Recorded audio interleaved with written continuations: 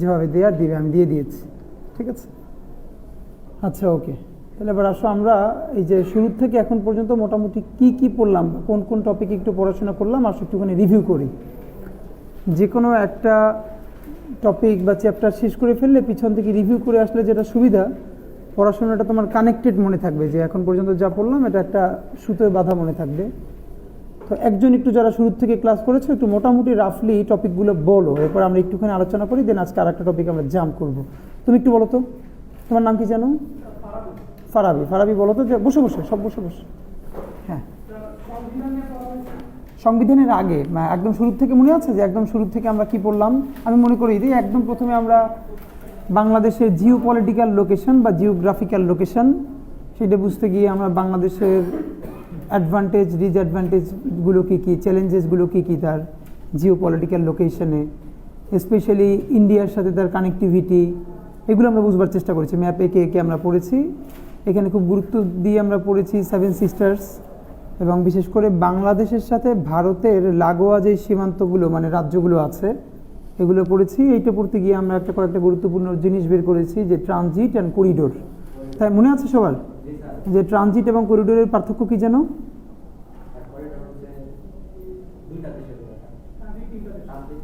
মানে প্রথম এক দেশ দ্বিতীয় দেশ ব্যবহার করে যখন তৃতীয় দেশে পৌঁছবে সেটা হলো, যেমন বাংলাদেশ ভারতের ভূমি ব্যবহার করে যদি নেপাল যায় দ্যাট ইজ ট্রানজিট, কিন্তু পশ্চিমবঙ্গ থেকে ভারত বাংলাদেশে ভিতরে ঢুকে যদি ত্রিপুরায় যায় তাহলে ইন্ডিয়া বাংলাদেশ হয়ে আবার ইন্ডিয়ায় প্রবেশ করলো, দ্যাট ইজ কল্ড করিডোর। সুতরাং বাংলাদেশের সাথে ইন্ডিয়ার যেটাই দেবে এটা কোনোটাই ট্রানজিট না, এটা হলো করিডোর। বরং বাংলাদেশের সাথে নেপালের, ভুটানের, হ্যাঁ এইটা যদি হতে চায়, অথবা ধরো ভারত বাংলাদেশের মধ্য থেকে মিয়ানমার পর্যন্ত পৌঁছতে চায়, এইটি হতে পারে ট্রানজিট, ঠিক আছে। সেই ক্ষেত্রে আমরা বলেছি যে পাশে বৃহত্তর শক্তিশালী দেশকে কোনো ছোট দেশে কোনো দিন করিডোর দেয় নাই, তবে ট্রানজিট দেওয়ার প্র্যাকটিস আছে, এবং ট্রানজিট থেকে একটা রাষ্ট্রের অনেক টাকা কামাই হয়, এটা সত্য কথা, এবং এটার প্র্যাকটিসটা আছে। তারপরে আমরা কি পড়েছি জিওগ্রাফিক্যাল লোকেশনের পরে? হ্যাঁ, ডক্ট্রিন অফ নেসেসিটি, এটা একটা টার্ম বলেছিলাম। কি জানো ডক্ট্রিন অফ নেসেসিটি? ডক্ট্রিন কথাটার মানে কি জানো? আজকে আমরা সব ভেঙে ভেঙে একটুখানি রিভিউ করে আসবো, কারণ এর মধ্যে তোমরা কেউ ক্লাস মিস করে গেছো, যাতে তারাও একটু কানেক্ট করতে পারো। আর পুরো পড়াশোনাটা মাঝে মধ্যে তুমি কানেক্ট না করলে, ডক্ট্রিন মানে মতবাদ, ডক্ট্রিন মানে মতবাদ, আর নেসেসিটি মানে কি? প্রয়োজনীয়তা। এর মানে ধরো তোমার একটা নিয়ম আছে, আইন আছে, কিন্তু তুমি এমন একটা ক্রাইসিসে পড়ে গেছো যেই ক্রাইসিসে তোমার যে বিদ্যমান আইন, এইখান থেকে ক্রাইসিস থেকে উঠে আসতে তোমাকে কি করতেছে না, এই আইন, বিদ্যমান আইনি কাঠামো তোমাকে সাপোর্ট করতেছে না, বা কোনো জানালা খোলা নাই, তখন ওই প্রয়োজনের তাগিদে, প্রয়োজন মোকাবেলায় তুমি যে আইন করো বা যে স্টেপটা নাও, এইটাকে সাধারণত পলিটিক্যাল সায়েন্সে বলা হয় ডক্ট্রিন অফ নেসেসিটি। হ্যাঁ, যে কারণ প্রয়োজনের তাগিদে করতে হয়েছে। তো এইটা আমরা বলেছিলাম যে এরকম মাঝে মধ্যেই কোনো রাষ্ট্রের জন্য যখন ক্রাইসিস তৈরি হয়, তবে ডক্ট্রিন অফ নেসেসিটির সাধারণত এটা একটা পলিটিক্যাল কনসেনসাস বা রাজনৈতিক সমঝোতার মাধ্যমে হতে হয়। ওকে, তারপরে বুঝি নেই। অ্যাট ল, ও আচ্ছা আচ্ছা, সরি। আচ্ছা, আমরা সংসদের মধ্যে বলেছিলাম যে সংসদে আইন পাশের জন্য যখন খসড়া উত্থাপন করা হয়, দ্যাট ইজ কল্ড বিল। এটাকে বলে বেসরকারি বিল, অথবা শুধু বিল বললেও হয়, যে বিল উত্থাপিত হয়েছে। আর এই বিলটা যখন পাস হয়ে রাষ্ট্রপতির স্বাক্ষর হয়ে যায়, তখন ইট বিকামস অ্যান অ্যাক্ট, এটা কি হয়ে যায়? আইন হয়ে যায়। হ্যাঁ, তো এইটাই। আর ল বলতে আসলে আমরা যে আইনের যে সামগ্রিক ব্যাপারটাকে একসাথে ল বলা হয়, কিন্তু স্পেশালি কোনো একটা বিধানকে, এটাকে যেমন তোমরা লেখা দেখবে না কোথাও যে ল অফ 1956, লেখা আছে অ্যাক্ট অফ 1956, বুঝতে পেরেছো কি না? এর মানে এটা একটা পার্লামেন্টারি টার্ম, যে তুমি যখন এটাকে প্রস্তাব আকারে থাকে, যতক্ষণ না পর্যন্ত পাস হয় ততক্ষণ এটার নাম হয় বিল, আর এটা যখন পাস হয়ে যায় তখন এটা হয়ে যায় অ্যাক্ট। আর এই পুরো আইনি কাঠামোটা, এটা হলো ল। এই ল থেকে আরেকটা মনে রাখবো যে লেজিসলেশন বা লেজিসলেচার মানে কি জানো? আইন পরিষদ। হ্যাঁ, লেজিসলেচার, এই সংসদের আমরা তো পার্লামেন্ট বলি, কিন্তু এইটার একটা আইনি কাঠামো আছে। পলিটিক্যাল সায়েন্সে এটাকে ধর বাংলাদেশের আইন সংসদকে আমরা বলি সংসদ, কোথাও আর অনেকগুলো নাম আছে বিভিন্ন জায়গায়, কংগ্রেস, এরকম অনেক জায়গা। কিন্তু এটাকে মূলত একদম পলিটিক্যাল টার্মে আইনি ভাষায় বলা হয় লেজিসলেচার। লেজিসলেচার, হ্যাঁ। তারপরে এক্স্যাক্টলি লিঙ্গুয়া ফ্রাঙ্কা। আলাপ করতে ভালো হচ্ছে, ছোট ছোট নোটগুলো ঘুরে ফিরে আসলে রিভিউ হয়ে যায়। আজকে আমরা একটা রিভিশন দিয়ে পরে সামনের দিকে যাব। লিঙ্গুয়া ফ্রাঙ্কা কি যেন বলেছিলাম? লিঙ্গুয়া ফ্রাঙ্কার প্রথম কথা হলো কমন ল্যাঙ্গুয়েজ। কমন এর মানে যেটা তোমারও মাতৃভাষা না, আমারও মাতৃভাষা না, কিন্তু এমন একটা ল্যাঙ্গুয়েজ যেটার মাধ্যমে আমরা মূলত কমিউনিকেট করি। যেমন ধরো তুমি সৌদি এম্বাসিতে ডকুমেন্টস জমা দিবা, তার মাতৃভাষা আরবি, তোমার মাতৃভাষা বাংলা, কিন্তু তুমি ফাইল জমা দিতেছো ইংলিশে। এর মানে এই যে দুনিয়া জোড়া এই যে কমন ল্যাঙ্গুয়েজ, এইটাকে বলে লিঙ্গুয়া ফ্রাঙ্কা। এটা মূলত একটা ফরাসি টার্ম, হ্যাঁ, ওকে। তো এই লিঙ্গুয়া ফ্রাঙ্কার গল্প এসেছিল ওই যে 1947-48 পরে, মানে ওই জিন্না যখন এসে বললেন যে Urdu shall be the state language. এই যে স্টেট ল্যাঙ্গুয়েজ বলেছে, তারপরে তখন আমরা বলেছিলাম আসলে সে কি মাতৃভাষা বলেছিল কিনা নাকি রাষ্ট্রভাষা বলেছে। তো রাষ্ট্রভাষা আর মাতৃভাষা তো এক না। এরপরে আমরা বলেছিলাম যে পাকিস্তান তো কয়েকটা প্রদেশ ছিল, তো গোটা পাকিস্তানের লিঙ্গুয়া ফ্রাঙ্কা হবে উর্দু, এইটা নিয়ে এসে বলেছিল। কিন্তু পাকিস্তানের যে আরও ভিন্ন ভিন্ন প্রদেশ আছে, প্রভিন্স আছে, পূর্ব পাকিস্তান একটা, ওদিকে সিন্ধু, এইগুলো মিলে 4-5টা যে ছিল, তাদের প্রত্যেকটা নিজস্ব আবার পার্লামেন্ট আছে কিনা জানো কিনা? যখন এরকম ধরো ইন্ডিয়া থেকে বোঝাই, ইন্ডিয়ার একটা কেন্দ্রীয় পার্লামেন্ট আছে, মানে যখনই এই সিস্টেমে তোমার রাজ্য মানে ব্যবস্থা হয়, এটাকে বলে ফেডারেল সিস্টেম, মনে রাখবা। আমাদের হলো এককেন্দ্রিক সরকার ব্যবস্থা, আর ফেডারেল সিস্টেম মানে হলো আমেরিকান প্যাটার্ন, যেটা ভারতে আছে। মানে হলো তুমি একটা কেন্দ্রীয় সরকার, প্যারালালি কি থাকবে? রাজ্য সরকার। এখন ধরো ভারতের যে প্রত্যেকটা রাজ্য সরকার আছে, সেই প্রত্যেকটা রাজ্য সরকারের মধ্যে আর একটা অ্যাসেম্বলি বা পার্লামেন্ট আছে কিনা? আছে কিন্তু। যেমন ধরো এই যে পশ্চিমবঙ্গের মধ্যে একটা কি আছে? ওই পশ্চিমবঙ্গের রাজ্য সরকারের মধ্যে কিন্তু একটা পার্লামেন্ট আছে, আবার কেন্দ্রেও তাদের কি আছে? প্রতিনিধিত্ব আছে। তো এই প্যাটার্নটা তো পাকিস্তান তো তখন এই ফেডারেল সিস্টেম ছিল, তখন সেটা বলেছিল যে এই স্টেট টু স্টেট, কেন্দ্রের সাথে স্টেটের যোগাযোগের ভাষা হবে উর্দু, কিন্তু এই প্রত্যেকটা প্রদেশের নিজস্ব ভাষা কি হবে সেইটা ঠিক করবে ওইখানকার স্থানীয় পার্লামেন্ট। এখন তুমি এইটা বাংলার চিন্তা না করে তুমি যদি গোটা পাকিস্তানের কথা চিন্তা করো, এখন ধরো তুমি একটা মেইল পাঠাইলা, চিঠি পাঠাইলা ইসলামাবাদে বাংলায়, আর সিন্ধিরা পাঠাইলো সিন্ধি ভাষায়, রাইট? এরকম 3-4, তাহলে তো আবার প্রত্যেকটা ল্যাঙ্গুয়েজের জন্য আবার হেড অফিসে ইন্টারপ্রেটার লাগবে, এটা তো সম্ভব না। এই জন্য বলেছে স্টেট টু স্টেট। এই লিঙ্গুয়া ফ্রাঙ্কাটা হবে কি? ইংলিশ, উর্দু। আর নিজেদের পার্লামেন্টারি ভাষা কি হবে, স্কুল কলেজের কি, সেটা ঠিক করবে। যেমন এইখানকার স্বাভাবিকভাবে পার্লামেন্টারি ভাষা কি হবে? বাংলা। আবার যদি সিন্ধিতে হয় তাহলে তারা করবে কি? সিন্ধ, এরকম করে। তোমরা এই ফাঁকে একটা বইয়ের নাম বলে রাখি, তোমরা যদি এই গল্প খুব ভালো করে পড়তে চাও, ওই সময় ডকুমেন্টেড কথা তো আন্দাজে বললে হবে না। একটা বইয়ের নাম আছে আমরি বাংলা ভাষা, ফাহমিদুর রহমানের লেখা। আমরি বাংলা ভাষা, আমাদের বাংলা ভাষা কেন্দ্রিক যে রাজনীতিটা করা হয়েছে, এই রাজনীতির ফাহমিদুর রহমান, উনি মূলত একজন মনোবিজ্ঞানী, কিন্তু উনি খুবই, হ্যাঁ, আমরি বাংলা ভাষা। হ্যাঁ, ওই যে গান শোনো না যে মোদের গর্ব মোদের আশা আমরি বাংলা ভাষা, এই যে এই আমরি বাংলা ভাষা ওনার বইয়ের নাম। তোমরা চাইলে আরও একটা বইয়ের নাম ওনার লিখে রাখো, তোমাদের যদি হিস্ট্রি নিয়ে কারো বেশ আগ্রহ থাকে, ছোট পাতলা বই, কিন্তু এটা তোমাকে খোরাক দিবে, বঙ্গ বাংলা বাঙালি। বঙ্গ বাংলা, এই দুটো খুব কানেক্টেড, এই জন্য বললাম, কারণ হলো এই যে আমরা বাঙালি জাতি কবে থেকে হয়ে উঠলাম, বুঝতে পেরেছো কিনা, এইটা তো তোমার জানা দরকার। তো এই যে এই বইয়ের নামটা হলো বঙ্গ বাংলা বাঙালি, একই লেখক। এটা পাতলা বই, তোমরা আগ্রহ থাকলে কিনে পড়তে পারো। আর ইংলিশ, এইটা আমি ত্রিপুলির ক্লাসে বলতাম না, কিন্তু ইংলিশে যেহেতু তোমরা তো বৃহত্তর অর্থে লিটারেচারই পড়বা, এবং সেই হিসেবে এগুলো তোমার জন্য কাজে লাগতে পারে।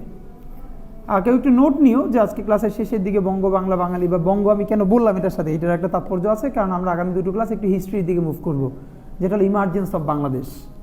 যে বাংলাদেশের অভ্যুত্থানটা কীভাবে ঘটলো, হ্যাঁ এটা বলতে গিয়ে আমরা এটা নিশ্চয়ই বলবো। এরপর কী আছে বলো তো? State versus country. এখানে আমরা বলেছি দেখো দেশ কিন্তু মানে দেশ বলতে যে কান্ট্রি বলি, পলিটিক্যাল সায়েন্সে বা এই টার্মে কান্ট্রি আসলে কিছু না, এটা হলো স্টেট। কি আছে টার্মটা? স্টেট। যেমন একটা সার্বভৌম দেশ, এটা হলো সভারেন স্টেট, সভারেন স্টেট। হ্যাঁ, তারপরে আচ্ছা সব কান্ট্রি কিন্তু স্টেট হয়ে ওঠে না। ধরো অনেক দেশ আছে যার আন্তর্জাতিক স্বীকৃতি নেই, কিন্তু সে দেশ, মানে এটা কি হয়ে উঠতে পারতেছে না, স্টেট হয়ে উঠতে পারতেছে না। তো একটা রাষ্ট্র হতে হলে কী কী দরকার? তার জনগোষ্ঠী দরকার, তার সার্বভৌমত্ব দরকার, একটা সরকার দরকার এবং বহির্বিশ্বের মানে তোমার অ্যাপ্রুভাল দরকার এক ধরনের। তো অনেক দেশিতে ধরো একটা মিস করে, সেই হিসেবে দেশ কিন্তু অনেক, কিন্তু তুমি যখন জাতিসংঘের কাঠামোতে বলবা তখন শব্দের ব্যবহার কি করা হয়? স্টেট। ঠিক আছে, হ্যাঁ। তারপর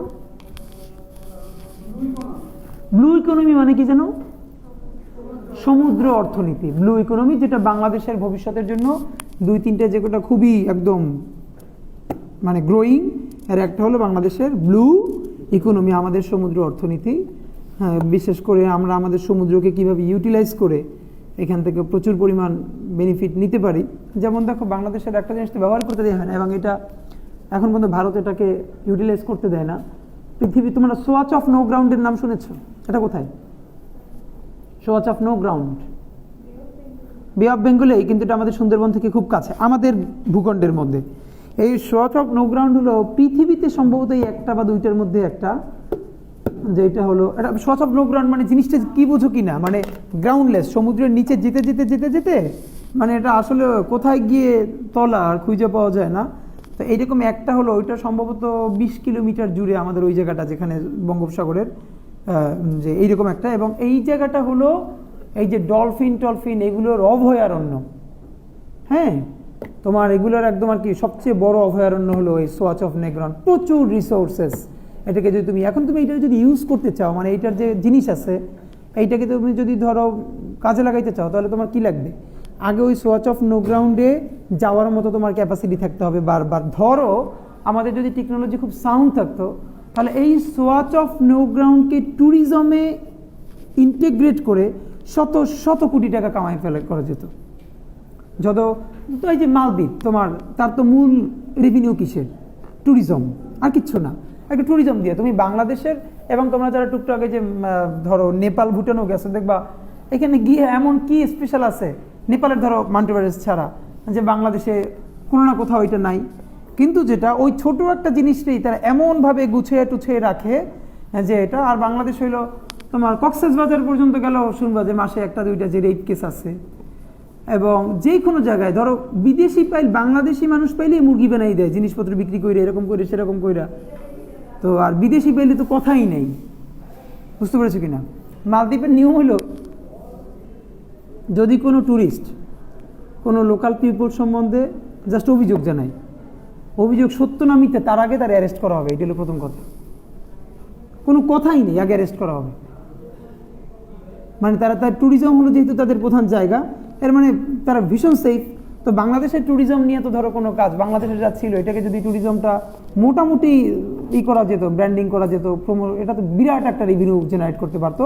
এইটা এই জন্য বললাম যে সোয়াচ অফ নো গ্রাউন্ড আমাদের এমন একটা জায়গা যে এখান থেকে আমরা যদি ওভাবে করতে পারতাম, তাহলে ওইখানে মানুষকে নিয়ে যাওয়া, ওগুলো দেখাই আনা, তাহলে আমাদের অনেক টাকা ওখান থেকে আর্ন হতো। তারপরে এইগুলো, এরপরে আমরা এই আলাপ টালাপ করে আমরা সংবিধানে ঢুকে গেছি, রাইট? সংবিধানে ঢুকেছি তিনটে কারণে। একটা দেশকে তুমি তিনভাবে চিনবা। প্রথমত, দেশটায় ঢোকার আগে তার বাহিরের থেকে, যেটা আমরা ম্যাপ থেকে বাহির থেকে দেখলাম যে এর ফাঁকে আমরা আরেকদিন আলাপ করেছি বাংলাদেশ ইন ইন্টারন্যাশনাল অ্যাফেয়ার্স, যে ইন্টারন্যাশনাল অ্যাফেয়ার্সে বা আন্তর্জাতিক ঘটনা প্রবাহের মধ্যে বাংলাদেশের অবস্থানটা কেমন। সেখানে আমরা বাংলাদেশের সাথে চায়নার সম্পর্ক, বাংলাদেশের সাথে ভারতের, পাকিস্তান অথবা সাউথ এশিয়ার অন্য কান্ট্রির সাথে এইটার একটা আমরা আলাপ করবার চেষ্টা করেছিলাম। এটা হয়তো আরও একদিন আমরা আলাপ করব। তো প্রথম হলো তুমি যে কোনো দেশকে যদি বুঝতে চাও, আগে বাহির থেকে তার জিওপলিটিক্যাল লোকেশনটা দেখা, এটা খুব ইম্পর্টেন্ট। আমি তাকে দেখলাম এরপর ভিতরে ঢুকেই এই রাষ্ট্রটা কিভাবে চলে, এইটা দুইটা জিনিসের দিকে তাকাইতে হয়। এক নম্বর হলো তার আইন, মৌলিক আইনগুলো কি। এর মানে যে কোনো রাষ্ট্রের মৌলিক আইন হলো তার সংবিধান। প্র্যাকটিসে আছে কি না এটার আগে হলো আছে কি আইনে।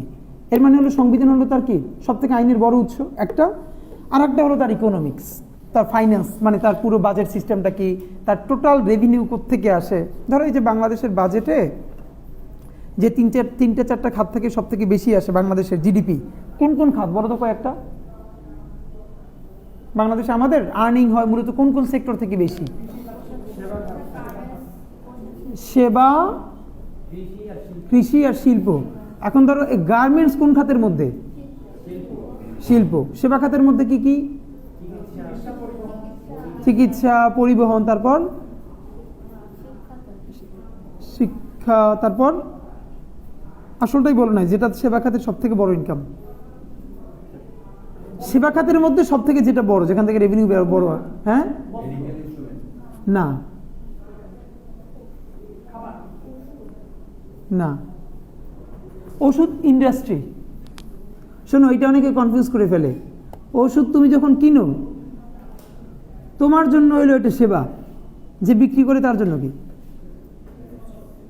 তার জন্য তো বিজনেস, মানে ওটা ইন্ডাস্ট্রি। বুঝতে পেরেছো কিনা? আরে সেবা খাতের সব থেকে বড় জায়গাটা বলতে পারো নাই, টেলিকমিউনিকেশন। এইখান থেকেই সব থেকে বেশি আর্ন সেবা খাতের। এই যে হাজার হাজার কোটি টাকা তোমার এই যে ফোনে কথা বলো আর যে ভ্যাট ট্যাক্স কাটে কয়েক জায়গায়, এইটাকে যায় করি, এইটা তো এই সেবা খাত থেকে। তো হলো সেবা খাত, তারপরে ইন্ডাস্ট্রি। ইন্ডাস্ট্রির মধ্যে হলো কোনটা কোনটা? অবশ্যই এক নম্বরে রেডিমেড গার্মেন্টস, যেটা ডিক্লাইনিং, বাংলাদেশের জন্য অশনি সংকেত, এবং ইন্ডিয়ার এখানে একটা বিরাট আছে, মানে ভূমিকা আছে এটা ডিক্লাইনিং করার ক্ষেত্রে। এরপরে আর আস্তে আস্তে সব থেকে কন্ট্রিবিউশন কমে যাচ্ছে কোনটার? তিনটে খাতের মধ্যে সেবা, শিল্প, কৃষি। কমে যাচ্ছে কোনটার? কৃষি। আর এক সময় ছিল কৃষি সব থেকে কী করতো? বেশি রেভিনিউ জেনারেট করতো। যদিও যাদের জিডিপি ভালো তাদের কারোরই প্রধান রেভিনিউ কৃষি থেকে আসে না। এর মানে আবার এই না এখন বাংলাদেশের কৃষি থেকে ধরো তুমি স্বাভাবিকভাবে ধরে নাও কৃষি তো প্রতিদিন ডিক্লাইনিং। ধরো কৃষি থেকে কমে গেলে এটা তোমার ইস্যু না, কিন্তু তুমি খাবা কি? এখন তুমি তোমার কৃষি কমাই ফেলার পরে তারপর খাওয়া তো তোমার লাগবে, নিজে উৎপাদন করার বাইরে থেকে আনো। এর মানে কি তুমি তারপরে কি করবা? ইম্পোর্ট করবা। তো ইম্পোর্ট করা মানে কি বোঝো? ইম্পোর্ট করা মানে হলো তোমার রিজার্ভ থেকে সব টাকা বাইরে দেওয়া, ফাঁকা করে ফেলা। একটা দেশ কয়েকটা ইন্ডিকেটর দেখে এইটার মান কেমন এটা দেখে ইন্টারন্যাশনালি। নাম্বার ওয়ান হলো প্রথমে তাকায় তার বৈদেশিক কত, মানে যেটা আমরা ফরেন কারেন্সি বলি না, রিজার্ভ। কেন্দ্রীয় ব্যাংকে রিজার্ভ কেমন তার, কারণ তোমার ব্যাংকে তোমার রিজার্ভ কত এইটার উপরে ডিপেন্ড করে তুমি কার কাছ থেকে কত লোন পাবা, কার সাথে কত নেগোশিয়েট করতে পারবা। যেমন হাসিনা তো এইটারে তোমার রিজার্ভ কমাইতে কমাইতে একদম 10 কাছে নিয়ে আসছিল। এই সরকারের ইতিমধ্যে একটা সাফল্য যে এইটার ইতিমধ্যে অনেকখানি সামনে নিয়ে গেছে। নাম্বার 2, তার ঋণ কত, বৈদেশিক ঋণ। তো এই যে ডেভেলপমেন্ট করছে দুনিয়ার সব ঋণ কইরে তলাইয়া, মানে এলাকায় এক ধরনের লোক আছে দেখবা কেমনি ফুটানি করে 10 দোকানে টাকা পায় কিন্তু মুরগি ছেড়া ভাত খায় না। দেশি চাল, মানে গপ্পর শেষ নাই, খাবে 3 বেলা ওস্তাদি খাওয়া, কিন্তু এমন কোনো দোকান এলাকায় নাই তার কাছে টাকা পায় না। এইটা একটা ফুটানি। আর এক মানুষ হয়েছে খায় ডাল ভাত যা খাইতে থাকে তার কাছে 1 পয়সাও কেউ পায় না। এটা একটা গল্প, তোমরা ওই যে এই গল্পটা এসেছিল কোন বইটাও যেন ভুলে গেছি, যে ওই মানে তোমাদের জেনারেশনের একজন ইন্টারভিউ করতেছে, আচ্ছা বলো তো এই মানে দুজনের ফাইন্যান্সের মধ্যে তোমার দাদা কেমন ছিল, মানে তোমার দাদা ধনী না তুমি কিরকম? তো বললো যে আমার তো একটা ভালো ফ্ল্যাট আছে একটা আরবান এরিয়ায়, এবং আমরা এরকম বলে। তোমার দাদা বলে সে তো একটু গ্রাম থেকে ওঠা মানুষ, তার অত সচ্ছলতা ছিল না। তারপরে গল্প যে আচ্ছা সে তার ফ্যামিলিতে কয়জন খেত, বলে সে প্রতিবেলায় আমার দাদার পরিবারে আমরা 20 জন খেতাম, মানে তখন আমার সবাই। তোমার দাদার ঋণ ছিল কত? না তার ঋণ টিন ছিল না। এরকম অনেক গল্প। এরপরে তোমার এই কি, আমার একটা আরবান ফ্ল্যাট আছে, গাড়ি আছে, তো তোমার এগুলো কি লোন নিয়ে কেনা? হ্যাঁ লোন তো অবশ্যই আছে, বাড়িতে লোন আছে। তোমরা খাও কয়জন? আমার ফ্যামিলিতে আমরা 4-5 জন। এবার বলছে তুই ধনী বেটা না, ধনী তুই, 20 জন খাইছে, এরপরে 1 টাকাও লোন নাই। এরপরে সেই আর তারে বলতেছো সে তো একটু অসচ্ছল ছিল, আর তুমি বিরাট সচ্ছল হয়ে গেছো, তোমার গাড়িও লোনের বাড়িও লোনের, খাওয়া মাত্র 4 জন। বুঝতে পারছো? এই হলো অবস্থা। তো যাই হোক, এইটা আমি কেন বললাম যে একটা দেশ এভাবে দেখে। একটা দেশকে তুমি যে তারা কীভাবে ট্রিট করবা, তার রিজার্ভ কত আছে, এই রিজার্ভের উপরে ডিপেন্ড করে তুমি IMF থেকে কত লোন পাবা, ওয়ার্ল্ড ব্যাংক থেকে কত লোন পাবা। কারণ কেউ তোমার তার চেয়ে বেশি লোন দিবে না, সে তুমি যদি লোন দিতে ফেল করো তাহলে রিজার্ভ থেকে যেন দিয়ে মিটাইতে পারো। ওই যে মানুষ বলে না তেলে মাথায় তেল দেওয়া, এইটাই। তোমার আমি সেই কয়টাকে লোন দিব, তুমি দিতে না পারলে তোমার বাসায় ফার্নিচার বেচে যেন নিয়ে আসতে পারি। তো তোমার বাসায় ফার্নিচার দিয়েছে সব নিয়ে 1500 টাকার, তোমার তো 10,000 টাকা লোন দেবো না, আশা আর ব্রাকের মতো, বুঝো নাই? যে কিস্তি আনার ব্যাপার, কিস্তি আনতে গেলে না পাইলে এরপরে গরু নিয়ে আয়, ছাগল নিয়ে আয়, আইনে বাইন্দে থই, যে এরপরে তোমরা নিয়ে যাবা, এই হলো অবস্থা। এখন তো এইটা বললাম ফরেন কারেন্সির ব্যাপার। তাহলে তোমার এখন যেটা বুঝবা সেটা হলো যে আয়ের 3টে খাত, আয়ের তো অনেকগুলো খাত, প্রধান খাত 3টা, ইন্ডাস্ট্রি, তারপর কি বললাম, ইন্ডাস্ট্রি, এগ্রিকালচার অ্যান্ড সার্ভিস আর কি, যেটা সেবা খাত ধরো। এখন এইটার মধ্যে স্বাভাবিকভাবে বাংলাদেশে গ্রোয়িং হলো সেবা খাত, ডিক্লাইনিং কোনটা, কৃষিখাত। এখন এইটাকে অনেকে গুড সাইন হিসেবে এভাবে দেখে যে কৃষিখাত তো কমবেই, বরং আমাদের ইনফ্রাস্ট্রাকচার মানে টেকনোলজিতে বাড়াইতে হবে, শিল্পে বাড়াইতে হবে, এটা ভালো। কিন্তু অন্যদিকটা আবার দেখে না যে কৃষিখাত যদি কমে কমে এরকম চলে যায় যে সব খাবার তখন কি করতে হবে, ইম্পোর্ট করতে হবে, তাইলে কি হবে, তাইলে তুমি ওই যে শিল্প খাত থেকে পাইয়া যে রিজার্ভ বাড়াইতেছো, এইটা আবার ওই কৃষি পণ্য ইম্পোর্ট করতে গিয়ে সব ফাঁকা হয়ে যাবে। মানে বুঝছো কি না? ঢাকার অনেক মানুষ আছে যাদের ফ্ল্যাট কেনার ক্যাপাসিটি আছে কিন্তু ভাড়া থাকে, এটা জানো কি না? কেন? কারণ হলো 2টা। হিসাব করে সে যদি ফ্ল্যাট কিনে, ফ্ল্যাটে যদি লোন না দেখায় তাহলে তার অনেক বেশি পরিমাণ ট্যাক্স দিতে হয়। তো ট্যাক্স দেওয়ার পর সে যে পরিমাণ টাকা তার যাবে, এর থেকে সে যদি ভাড়া থাকে তার সেভিংস বেশি হবে ওই পরিমাণ ফ্ল্যাটে সে ভাড়া থাকলে। এই জন্য দেখবা বহু টাকার মালিকও সে লোন ছাড়া কেউ, বাংলাদেশের আইনি কাঠামোই এমন, তুমি একদম খুব সহজ সরল মানুষ, যে ভাই আমার টাকা পয়সা আছে, আমি লোন করবো কেন, আমি ঠিক আছে 80 লাখ টাকা দিয়ে ফ্ল্যাটটা কিনে ফেলবো। কিন্তু এইটি হলো ভালো চিন্তা, কিন্তু তোমার রাষ্ট্রীয় নিয়ম এমন তোমার ভালো থাকতে দেবে না। তোমার উপর ভ্যাট তৈরি হবে যে কত % তুমি হিসেবে করবে না। আর যেই দেখাবো যে আমার 15 বছরের লোন, এই লোন দিয়া এই 15 বছর তোমার ভ্যাট ট্যাক্স মওকুফ, এরপর থেকে তোমার ভ্যাট ট্যাক্স বাড়তে থাকবে। অনেকে দেখবা ঢাকায় বিল্ডিং করে বাইরে প্লাস্টার করায় না, এগুলোর তো পলিসি আছে, বাড়ি কমপ্লিট না ভাই, করতে পারতেছি না এই জন্য ট্যাক্স কম, বুঝো নাই? দেখবা ভিতরে ডেকোরেটেড, বাইরে প্লাস্টার নাই, বাড়ি কমপ্লিট করতে পারতেছি না, অর্ধেক করে রাখি দিতেছে ছাদের উপরে, আর যেই ডেকোরেটেড রোড তখন ট্যাক্স বাইরে যায় সিটি কর্পোরেশনের। তো এই জন্য হইলো তুমি যত লোন দেখাবা তখন তোমারই কমবে। এই জন্য হলো রাষ্ট্রের তো কিছু জায়গায় মানুষ ভালো থাকতে চাইলেও পারে না, তার লোন নিয়ে নিয়ে দেখাইতে হয় যে এই আমার লোন আছে, আমি এটা চালাইতে পারতেছি না। আচ্ছা যাই হোক, এরপর আমরা কোন খাতে ছিলাম বলো তো? ওকে, তো সংবিধানে আমরা যে ব্যাপারটা বললাম, তুমি যে কোনো দেশের ভিতরকার ভ্যালুস কেমন দেখতে তোমার সংবিধান দেখতে হবে। আর বাংলাদেশের সংবিধানে যেটা হয়েছে এটা হলো এখানে অপ্রয়োজনীয় কিছু জিনিস আছে যেটা সংবিধানে না থাকলেও চলে। ধরো বাংলাদেশের কর্ম কমিশন, যেটা দিয়ে BCS এর নিয়োগগুলো হয়, কর্ম কমিশন কিভাবে গঠন হবে এইটা সংবিধানে আনার মতো গুরুত্বপূর্ণ বিষয় না, এটার জন্য ভিন্ন অ্যাক্ট করে দিলেই হয়। বুঝতে পেরেছো কি না?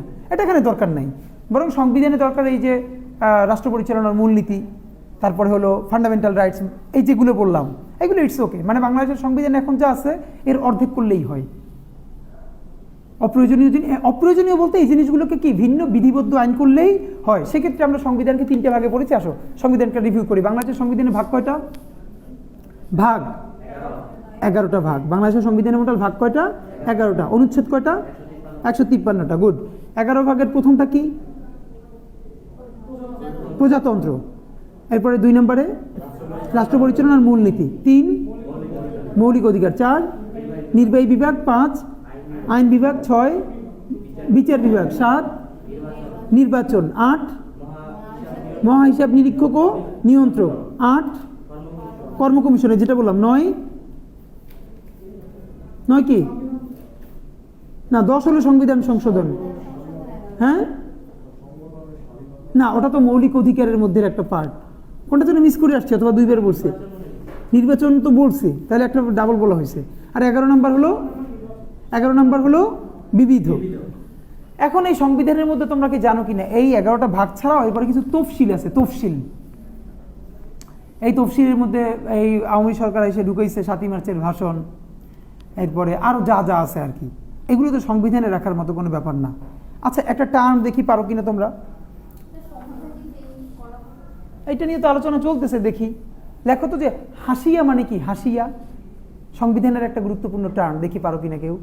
আর ইয়ে নেই, মার্কারি নেই, হয় আকার, এরপরে লেখো তালব্য রস্য ইকার অন্তস্থি আকার, হাসিয়া সংবিধানের এটা একটা টার্ম, বলতে পারো হাসিয়া কি? কেউ বলতে পারলে এক কাপ কফি খাওয়াবো, বলো।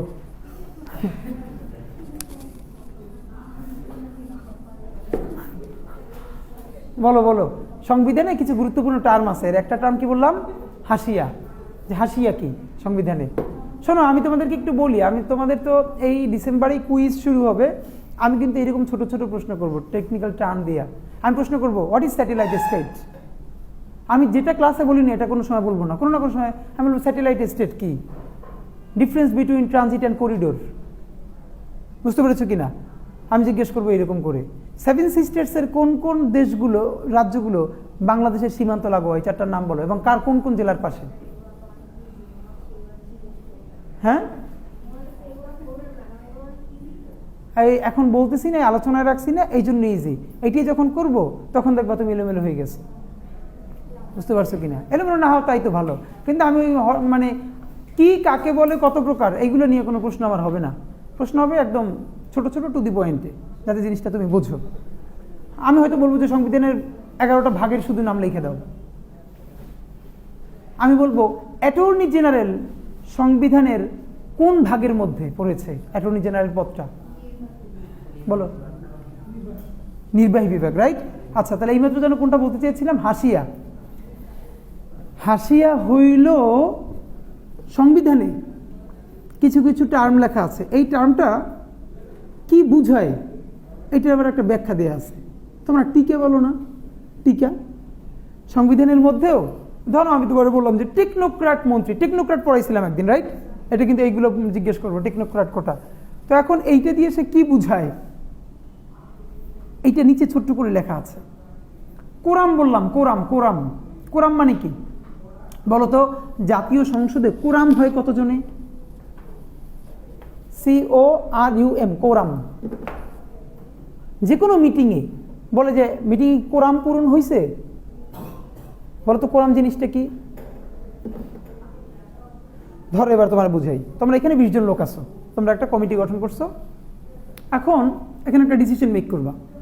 এখন ওইখানে তোমরা আগে করা থেকে মিনিমাম কতজন হইলে, উপস্থিত থাকলে ওইটার একটা ডিসিশন গ্রহণ করা যাবে। এখন ধরো 20 জনের মধ্যে আসছে 5 জন, এখন এই 5 জন মিলে মিটিংয়ে একটা ডিসিশন নিতে পারবে কিনা। তো তোমরা ঠিক করলা যে মিনিমাম 3 ভাগের 1 ভাগ অথবা কমপক্ষে অর্ধেক লোক যদি কোনো মিটিংয়ে উপস্থিত থাকে, তাহলে সেটা কি হবে? মিটিংয়ের ডিসিশন মেকিং করার ক্ষমতা থাকবে। তাহলে 20 জনের মধ্যে অর্ধেক হইল কয়জন? 10 জন। তাহলে যদি তোমাকে প্রশ্ন করাই তোমাদের কোরাম হয় কতজনে, উত্তর হলো 10 জন। এটা বলে কোরাম পূর্ণ হওয়া, কোরাম পূর্ণ হওয়া। তাহলে জাতীয় সংসদে কতজন এমপি উপস্থিত থাকলে কোরাম পূর্ণ হয় বলতো? মিনিমাম। যদি সেটা না হয় তাহলে সংসদ চালু করা যাবে না, সংসদ অধিবেশন রান করানো যাবে না। যেমন সব জায়গায় থাকে যে এতজন মেম্বার যদি না হয় তাহলে মিটিং শুরু করা যাবে না। এটা কি বলে? কোরাম। মানে কোরাম পূরণ না হইলে মিটিং করা যাবে না। জাতীয় সংসদে লেখো 60 জন, মিনিমাম 60 জন এমপি না থাকলে কোরাম পূর্ণ হয় না। এর মানে কোরাম পূর্ণ হয় 60 জনে। হ্যাঁ 60 জন, 60। তোমাদের সাথে একদিন আমার সকালে ক্লাস থাকলে ভালো হতো, তখন তোমাদের এনার্জি থাকতো, এখন সবাই টায়ার্ড হয়ে গেছে। ব্যাক টু ব্যাক ক্লাস করছো না 2-3টা, এমনিতেই টায়ার্ড লাগে। তোমরা এই যে বিকেলে ক্লাস করো, আমি জীবনে আমার সারা জীবনে বিকেলে ক্লাস করার আসলে এক্সপিরিয়েন্সই নেই, নিজের ভার্সিটি লাইফেও খুব কম হয়েছে। ক্লাস শুরু হবে 8টায়, ক্লাস শেষ হয়ে যাবে 2টার মধ্যে শেষ। তোমরা আসো 10টায়, তাও 10টার ক্লাস আসতে আসতে বাজে 11টা। এই কালচারটাই আমার ভালো লাগে না। 2টার মধ্যে পড়াশোনা শেষ, এরপর থেকে বলো আপনার টাইম, এই টাইমে বলো আপনার খেলবে, এই টাইমে ক্লাস কিসের? তোমরা তো খেলতা না, তোমরা তো প্রেম করতা, তাও ভালো ক্লাসে থাও। ওকে হ্যাঁ তোমাদের এই ধর মানে আমার এইটা যে আমি যেই প্রতিষ্ঠানে ছোটবেলা থেকে পড়ছি, আমাদের ছিল আজীবন 8টা থেকে 1.5টা ক্লাস, কোনো ব্রেক ছিল না, একদম ইন্টার পর্যন্ত। শীত গ্রীষ্ম যা আছে সকাল 7:30 থেকে 8টা পর্যন্ত অ্যাসেম্বলি, 8টায় ক্লাস শুরু, 1.5টায় শেষ, ব্যাস একটা না। আমার খুব টায়ার্ড লাগতো ছোটোবেলা দেখে। আমি অবশ্য হয়তো প্র্যাকটিসের মধ্যে দিয়ে যাই না, ওই যে আমাদের সাথে বন্ধুরা যারা 6, 7, 8 স্কুলে পড়তো, ওরা ওই যে 4টার পরে যখন স্কুল থেকে ফিরতো, ব্যাগ নিয়ে হাঁটতে পারে না, টায়ার্ড, এরকম করে আমার দেখেই খুব টায়ার্ড লাগতো। মানে ভাত খাই এটাই আবার ক্লাস, আবার এই কি, এইটা এসে ভার্সিটিতে হয়েছে আর কি, সেটাই শোনা। আচ্ছা ওকে, তাহলে কোরআন হয় কতজনে? 60 জনে। তাহলে এরপর কোনটা বলতেছিলাম সংবিধানের? হাসিয়া। হাসিয়া মানে হইল এই যে নিচে টিকে লেখে না, টিকা, এই টিকাটাকেই সংবিধানের ভাষায় বলা হয়, মানে কোনো শব্দের নিচে ছোট করে ব্যাখ্যা লিখে রাখো, টিকা বা ব্যাখ্যা। হাসিয়া মানে হলো কি? সংক্ষিপ্ত ব্যাখ্যা বা টিকা। মজার ব্যাপার হলো সংবিধানের এই হাসিয়া শব্দটা একটা আরবি শব্দ। হ্যাঁ, তোমাদের যদি কোনো বন্ধু বান্ধব মাদ্রাসায় পড়ে, এটা দেখাইতে পারলে ভালো হতো। মাদ্রাসায় দেখবা যারা মূল টেক্সট পড়ে, এত বড় বড় বই হয় যেটা ওরা কিতাব বলে, তো ওই কিতাবের একটা সিস্টেম হলো, কিতাবের ঠিক মাঝখানটা এটুকুন থাকে মূল টেক্সট, আর মাঝখানের বাহিরে আবার ওই টেক্সটের প্রচুর ব্যাখ্যা ছোট করে লেখা থাকে, প্রচুর, ওইটাকে বলা হয় হাসিয়া। হ্যাঁ, ওই যে মাঝখানে ধরো একটা A4 সাইজের চেয়েও ডাবল হয় মাদ্রাসার বড় কিতাবগুলা, দেখবা হাদিসের এই সাইজ হয় না, এর মধ্যে দেখবা এই মাঝখানে এটুকুন মূল টেক্সট, ওইটা বড় অক্ষরের, আর ওইটার পাশে প্রচুর ওইটার নোট থাকে, ওইটাকে বলা হলো মাদ্রাসা টার্ম কি বলে? হাসিয়া। ঠিক ওই টার্মটাই সংবিধানেও আছে, হাসিয়া। হাসিয়া, হাসিয়া। এই যে এখন দেখো, ধরো ক্লাস করবার যেটা উপকার, এই আলাপটা আসলো বিধায় বললাম, এটা কি কোনোদিনই তোমার কিন্তু বইয়ে আমি যে তোমার ম্যাটেরিয়াল দিছি তার মধ্যে কিন্তু এগুলো নাই, বুঝতে পেরেছো কিনা? ম্যাটেরিয়াল এই জন্য ক্লাসের উপকারিতা ক্লাসেই, এটা ম্যাটেরিয়ালে পাওয়া যাবে না। ঠিক আছে, তাহলে এরপরে আমরা 11টা ভাগ বললাম। 11টা ভাগের মধ্যে আমরা 4টা ভাগ একটু ডিটেল পড়েছি। আর তৃতীয় ভাগ হলো মৌলিক অধিকার, এটা সবাইকে লিখিয়ে দিয়েছি। আমি হয়তো যেটা বলবো যে মৌলিক অধিকারগুলো লেখো, সেখানে তোমরা আমরা কয়টা লিখছিলাম? 14-15টা, 14-15টা, এটা তুমি হয়তো লিখে ফেলতে হবে। হ্যাঁ, এবং এটা লিখতে হবে কিন্তু ইংলিশে। মৌলিক অধিকারগুলো কি কি, ইংলিশে কেমনি লাগবে সেটা কিন্তু তোমাদের আমি ম্যাটেরিয়ালে দিয়ে রাখছি, ওইখান থেকে পড়ে ফেলতে হবে। তারপরে মৌলিক অধিকার পরে চতুর্থ কি? নির্বাহী। নির্বাহী বিভাগের মধ্যে কয়টা ভাগ যেন? 5টা। রাষ্ট্রপতি, প্রধানমন্ত্রী, মন্ত্রিসভা, প্রধানমন্ত্রী ও মন্ত্রিসভা, তারপরে প্রতিরক্ষা, স্থানীয় সরকার, অ্যাটর্নি জেনারেল।